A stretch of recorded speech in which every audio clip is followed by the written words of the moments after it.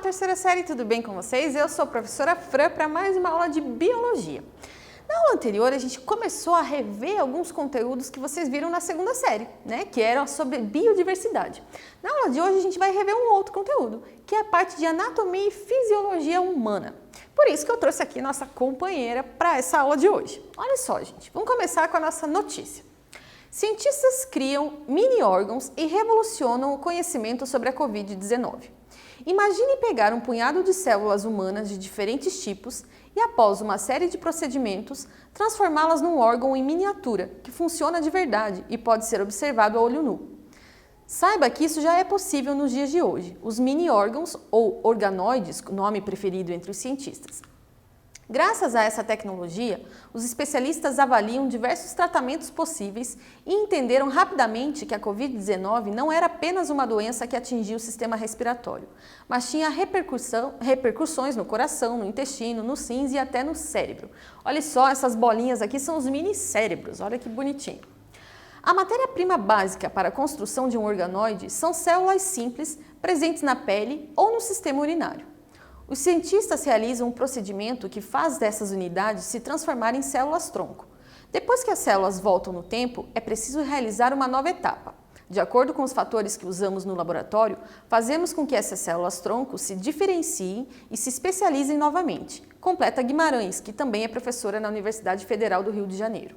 Em outras palavras, é possível pegar uma célula da pele e, seguindo alguns passos, fazer uma metamorfose para que ela vire um neurônio ou um glóbulo vermelho. Olha só que interessante, né? Isso tudo é ciência. Ciência é tudo maravilhoso, tudo muito legal, né?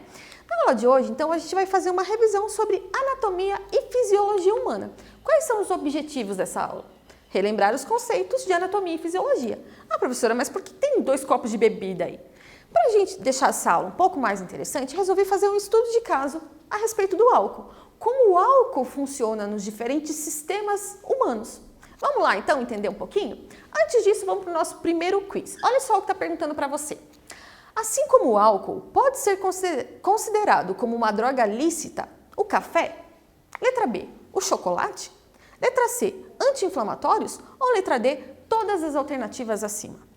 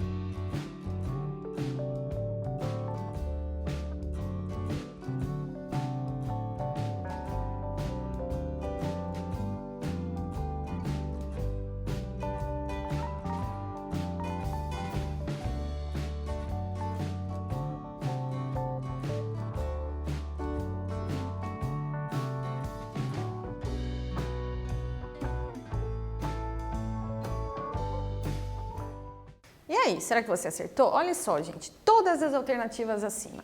Olha só qual que é a definição de droga.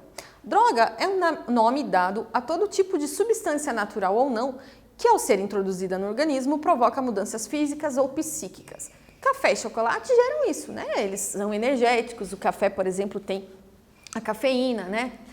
E também podem gerar, inclusive, dependência, né? Anti-inflamatório todo mundo já sabia, porque remédio é um tipo de droga assim, né? Então, olha só, né? Sou bem viciada aqui em café e chocolate, inclusive. Olha só como é feita a produção do álcool, que é o tema da nossa aula de hoje, né? É feito a partir, então, ou da cevada, ou da cana, ou do trigo, arroz, frutas e outros vegetais. É feita, então, uma fermentação, geralmente quem faz são as leveduras, que fazem desses vegetais, para transformar o quê? A glicose, que é o alimento da planta, o açúcar, né? Em ácido pirúvico. Quando transforma em ácido pirúvico, então cortou a glicose no meio. E a partir do ácido pirúvico é formado gás carbônico e etanol, que é o álcool utilizado nas bebidas alcoólicas, inclusive. Tá? Então, aqui mostrando que é feito a partir do processo de fermentação que vocês estudaram lá na primeira série. Como é que age, então, o álcool no organismo? A gente já viu como é que ele é formado, né? Então, começa lá tudo pela boca, né? Quando ingere lá pela boca o álcool, ele já começa a ser absorvido pela mucosa oral. E pela mucosa oral, ele já vai parar lá direto no sangue, gente. Olha só. Estômago absorve ali cerca de 20% do álcool. O resto é tudo lá no intestino delgado, tá? Então, a maior parte é absorvida no intestino delgado, então, na última etapa da digestão. O que mais, gente? Olha só, o álcool está dizendo aqui que ele irrita tanto o esôfago quanto o estômago. E essa irritação, dependendo da quantidade de álcool que é utilizado, aumenta a produção do suco gástrico. A pessoa fica enjoada, fica sentindo um mal-estar, né? E acaba, muitas vezes, vomitando. Por que isso acontece, gente? O vômito é um tipo de autodefesa do organismo. Então, ele está jogando para fora aquilo que não presta, aquilo que está fazendo mal, que está intoxicando o corpo. Às vezes, pode até dar diarreia, porque é uma outra forma do corpo eliminar aquelas coisas tóxicas de dentro do corpo, tá? Então, quanto mais álcool beber, maior vai ser a reação, tá? Continuando aqui, gente. Depois, então, que o álcool passou pela boca, passou pelo esôfago, passou pelo estômago, então a gente já falou de várias partes do sistema digestório, ele vai acabar atingindo também o nosso fígado. Então tá aqui um fígado bem bonito mostrando para vocês e tá dizendo que 90% do álcool ingerido é metabolizado no fígado. Então o fígado tem que transformar esse álcool, 90% dele, em uma outra substância que o corpo consiga eliminar de uma forma mais fácil, que não faça tanto mal para o corpo. Como que isso é feito, gente? Olha só. O fígado está dizendo que ele tem capacidade de metabolizar em 1 hora uma lata de cerveja. Então a pessoa que bebeu mais que 2 latas vai demorar 2 horas. E assim por diante. Então, quando bebe muito, o fígado fica muito sobrecarregado. E isso vai machucando, vamos dizer assim, vai ferindo as células do fígado. Esse tecido, então, vai sendo lesado. E essas lesões podem evoluir para coisas sérias. Inflamação crônica, hepatite alcoólica ou cirrose. Tá? Então, o fígado é bem afetado porque é ele que metaboliza a maior parte do álcool do corpo. Olha só, gente, vamos para o nosso segundo quiz aqui. Qual das estruturas abaixo é comum ao sistema digestório e respiratório?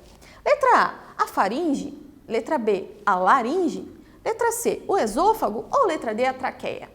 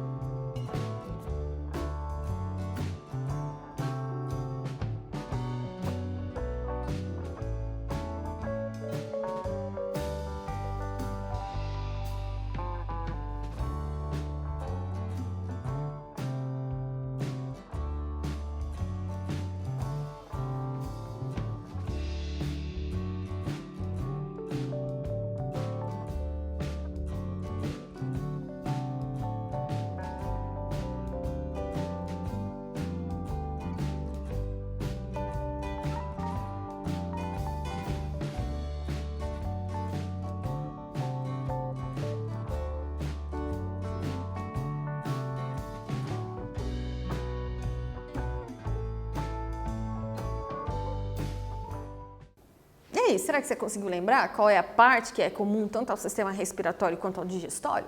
Vamos lá, gente. Faringe. E olha só, tá mostrando ali para vocês uma animação de uma estrutura aqui que é chamada de epiglote. Qual que é a importância da epiglote? Vamos lembrar aqui. Lembra a epiglote que parece uma tampinha, que quando você vai comer alguma coisa, ela fecha o sistema respiratório para que o alimento não pare no pulmão, porque não é interessante isso acontecer. Quando a epiglote falha, a gente engasga e tosse para mandar isso para fora daquele tubo, né? Porque não pode passar pela traqueia. Então é isso que acontece. Então a epiglote, ela tem essa função de evitar que o alimento chegue até o nosso pulmão, porque se chegar aqui no pulmão vai dar problema, né? Continuando aqui, gente. Então a gente falou que 90% do álcool é metabolizado no fígado. 5% do álcool que é ingerido acaba indo para os pulmões, sendo eliminado pelos pulmões através da respiração. Por isso, inclusive, que dá certo o teste do bafômetro, porque o teste do bafômetro, então, ele está detectando essa quantidade de álcool que está sendo eliminada através da respiração. Tudo bem? Então, ali está mostrando o guarda com o teste do bafômetro, né? Por isso, ingestão excessiva de álcool também traz riscos de doenças pulmonares. Pode causar doenças pulmonares porque está lesionando os alvéolos pulmonares, né? Então, isso é bem complicado, então tem que tomar cuidado. Então tá vendo que o álcool faz mal para diversas coisas no organismo, não é só para o fígado, que é o que a gente mais lembra, né? Terceiro quiz então, gente, olha só. Onde ocorrem as trocas gasosas? Letra A, na traqueia. Letra B, nos brônquios. C, bronquíolos ou letra D, alvéolos?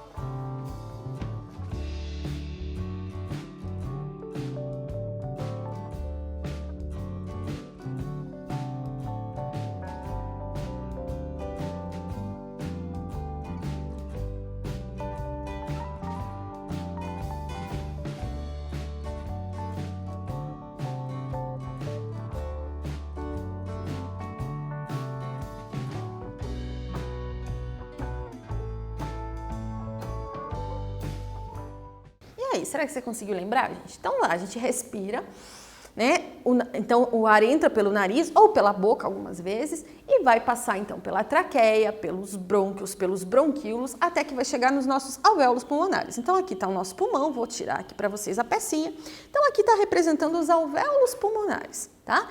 Esses alvéolos pulmonares é onde ocorre essa troca gasosa, onde então o corpo ele consegue capturar o oxigênio, passar o oxigênio para o sangue e devolver o gás carbônico, porque o gás carbônico é tóxico, ele não pode ficar no corpo, tá? Então a resposta correta, alvéolos pulmonares, está aqui representando para vocês bem bonitinho ali, tá? Continuando aqui, gente, álcool e sistema excretor agora.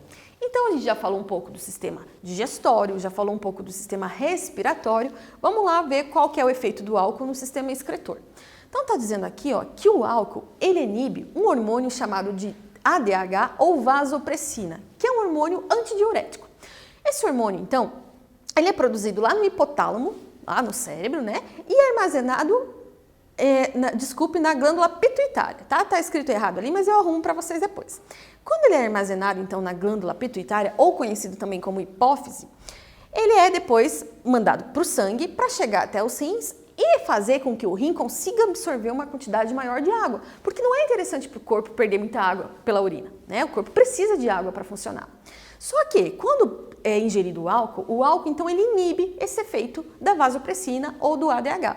Se ele inibe, o rim não consegue mais reabsorver tanta água.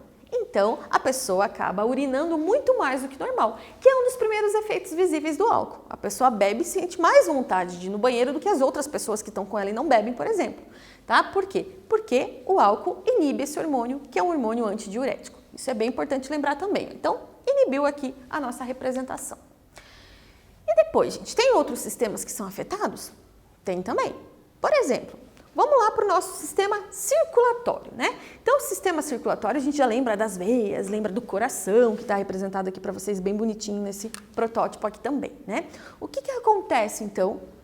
Primeira coisa, né? É o sistema circulatório que vai ser o responsável por espalhar o álcool pelo corpo. Então, você ingeriu, estava lá em contato com a sua boca, lá na boca mesmo já começou a passar pela mucosa e passar para o sangue já começou a distribuir o álcool pelo corpo. Por isso que ele vai ter efeito em diferentes sistemas, inclusive, né? Primeira coisa que acontece, gente, perda do ritmo cardíaco. Então, perde o ritmo do coração. Por que isso acontece, gente? Acelera o coração. E outra coisa, né? Como a gente está urinando mais do que normal quando ingeriu o álcool, a gente perde muitos minerais. Por exemplo, ali, o magnésio e o potássio. Perdendo esses minerais, o que vai acontecer? Eles são importantes para o ritmo do coração. Então, o coração ele acaba batendo mais forte do que normal, né? Então, a gente tem ali uma arritmia cardíaca, vamos dizer assim. O coração sai do ritmo. Que se for acontecendo isso várias vezes consecutivas mais do que normal, o coração vai ser lesionado de verdade. Ele é prejudicado, né? Se você acontece isso de vez em quando, esporadicamente, ali ingeriu bebida alcoólica, ele não é tão afetado assim. Mas se essa ingestão de álcool é algo frequente, ele é muito afetado, tá? Então, o músculo enfraquece, aumenta a pressão arterial e isso tudo pode gerar, inclusive, infarto, né? Pode ocasionar isso. Gente, um exercício aqui já veio com a resposta, mas vamos pensar um pouco sobre ele? O sangue sai do coração em direção aos tecidos do corpo. Essa frase está tratando do quê? Da pequena circulação, da grande circulação, de uma circulação fechada ou de uma circulação completa. Então, aqui já veio a resposta à grande circulação. Por quê, gente? A pequena circulação é aquele que o sangue sai do coração e ele vai até o pulmão. Por que o sangue tem que sair do coração e tem que ir até o pulmão, que eu já tirei ele aqui? Vamos colocar ele de volta. Por que tem que acontecer isso, gente? Porque o sangue é que vai levar para o corpo inteiro tudo que o corpo precisa, né? Desde os nutrientes até os gases que ele precisa. Então, ele precisa pegar lá no pulmão o oxigênio e devolver lá, jogar fora o gás carbônico. Então, por isso, ele tem que sair do coração, ele sai dali cheio de gás carbônico e vai até o pulmão, porque lá no pulmão ele vai ser oxigenado. Então, do pulmão ele volta para o coração, agora cheio de oxigênio, e vai ser bombeado para o corpo todo.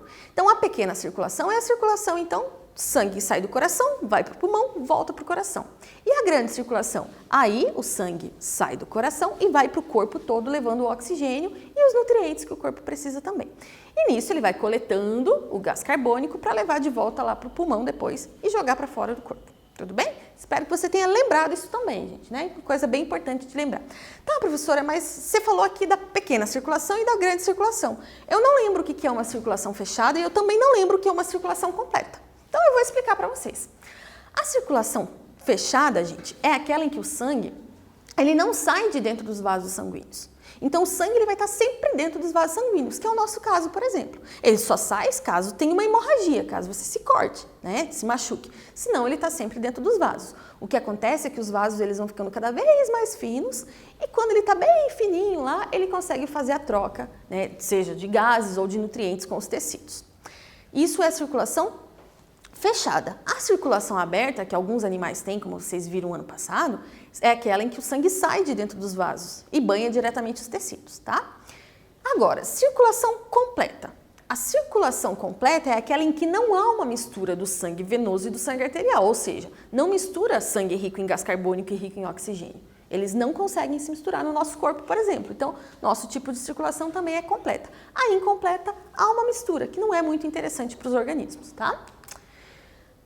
Agora, álcool e sistema nervoso. Como é que essa substância, então, ela interage com o nosso sistema nervoso? Olha só o que pode acontecer. Os neurônios liberam serotonina. Então, você ingeriu álcool, tá aqui, bem bonitinho, né? Tá passando álcool pelo seu corpo todo. A hora que atinge os neurônios, a gente está representando aqui o cérebro, né, para vocês, o que acontece, gente? Então, vai fazer com que o cérebro, com que seja liberado para o cérebro, né, mais serotonina. Serotonina, então, a gente diz que é um hormônio da felicidade. Então, a pessoa fica mais desinibida, fica mais alegre. Um dos primeiros efeitos do álcool também, né? A maior parte das pessoas acabam ingerindo álcool com essa intenção, né? De ficar ali mais desinibido, mais alegre. O etanol também, ele inibe o glutamato, tá? O glutamato, ele regula o GABA. O que é o GABA, gente? Então, é um neurotransmissor e se inibe, vai deixando, então, os neurônios mais lentos. Por isso que as respostas, né, da pessoa ali que ingeriu álcool fica mais lento. Ela geralmente perde o equilíbrio, pode enrolar a língua para falar, aquela fala meio pastosa que a gente fala. Ela não consegue mais, por exemplo, fazer uma linha reta, escrever direito. Tudo isso por quê? Porque essa transmissão de impulsos nervosos vai ficando mais lenta e vai fazendo com que o corpo dela, então, né, por conta ali da inibição desse neurotransmissor, o GABA, tá? Então, o cérebro vai perdendo também água. Por que perde água, gente? Isso é interessante, ó. Tá vendo que a pessoa ingeriu álcool, então tá fazendo muito xixi. O corpo precisa de água para funcionar, para fazer as reações químicas. Então, ele vai tirar água da onde tiver. Cérebro é um órgão que tem muita água, então tem muita água mesmo. Então, vai perdendo água ali para as reações químicas do corpo continuarem acontecendo. Por isso, a pessoa no outro dia acaba, um dos motivos, né, acordando com aquela ressaca, dor de cabeça, porque perdeu muita água no cérebro.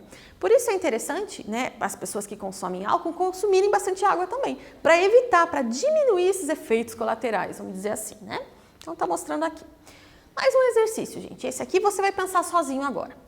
Nos neurônios, a transmissão de um impulso nervoso ocorre no sentido: letra A, axônio, corpo celular e dendrito. Letra B, dendrito, corpo celular e axônio. Letra C, axônio, dendrito e corpo celular. Ou ainda a letra D, dendrito, axônio e corpo celular.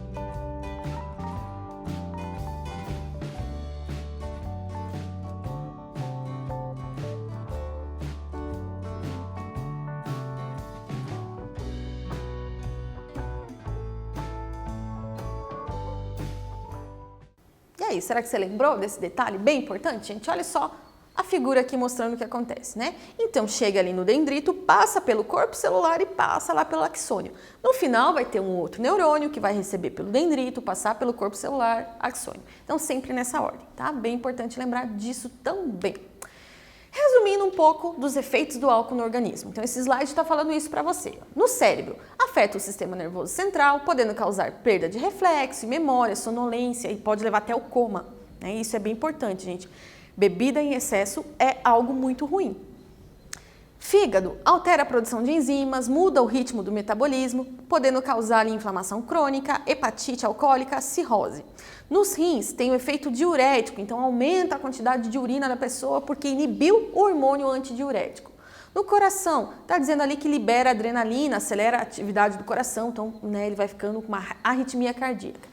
Estômago, irrita as mucosas, podendo causar inclusive ali ó, esofagite, gastrite, diarreia. Ou seja, álcool não é bom, né? E vamos lembrar que consumo de bebida alcoólica é proibido para menor de 18 anos, né? A gente está falando nessa aula para tentar interagir os diferentes sistemas com o uso dessa substância. Mas tem que, quem for usar de forma responsável e evitar ao máximo. Não é uma coisa legal de fazer, tá? Ainda mais para quem é menor de idade não pode, tá?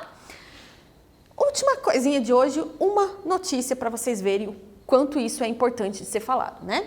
Uso abusivo de álcool mata 3 milhões de pessoas ao ano. Homens são a maioria. Mais de 3 milhões de pessoas morrem a cada ano como resultado do uso abusivo de álcool, segundo o relatório divulgado pela Organização Mundial da Saúde, a OMS. Isso representa uma a cada 20 mortes. Mais de 3/4 dessas mortes ocorreram entre os homens. O relatório de status global da Organização Mundial da Saúde sobre o álcool e saúde de 2018 mostra que, no geral, o uso nocivo do álcool contribui para outros problemas de saúde pública no mundo. De todas as mortes atribuíveis ao álcool, 28% foram devidas às lesões, como as causadas por acidentes de trânsito, autoflagelação e violência interpessoal.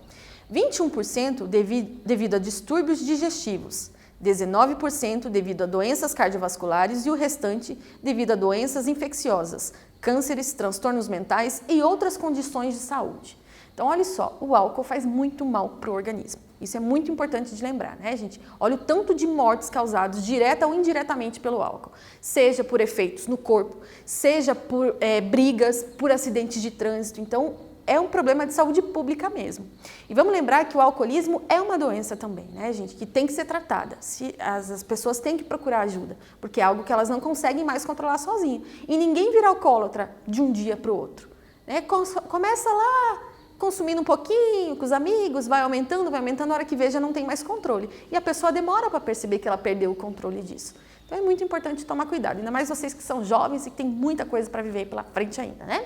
O que a gente viu na aula de hoje, gente? Relembrou conceitos de anatomia e fisiologia. O álcool, ele age só nesses sistemas que a gente falou? Não. Ele age em todos os sistemas do corpo, mas a gente falou as principais ações nos principais sistemas aqui. Tudo bem? Aguardo vocês na próxima aula. Na próxima aula, a gente vai começar com um assunto novo, que é assunto da terceira série mesmo, que é genética. Tenho certeza que vocês vão gostar. Aguardo vocês lá.